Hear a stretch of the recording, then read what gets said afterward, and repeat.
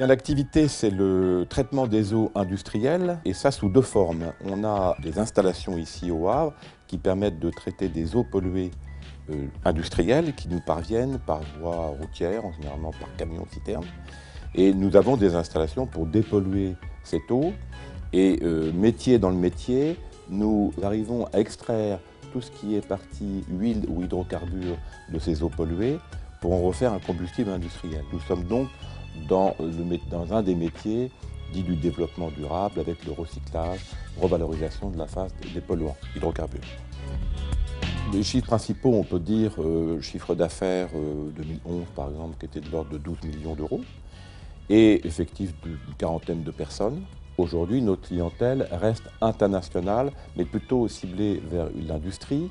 Être en contact avec les Chinois, c'est être en contact avec ce marché extraordinairement dynamique qu'est la Chine.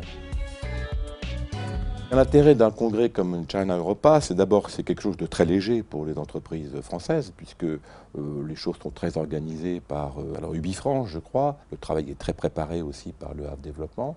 Et puis, comment peut-on trouver un système aussi simple pour être assez rapidement, même très rapidement mis en contact entre des entrepreneurs chinois intéressés et des entrepreneurs français qui ont un pôle d'intérêt avec la Chine.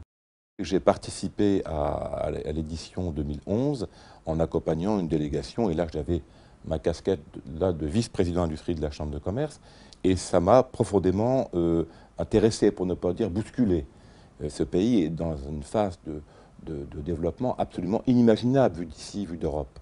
Et lorsque l'on voit ce qui s'y passe, l'économie qui s'y développe, c'est-à-dire que tous les entrepreneurs qui en ont un peu les moyens et le temps à y consacrer doivent y aller. C'est là-bas en tout cas qu'il y a les besoins en termes de développement.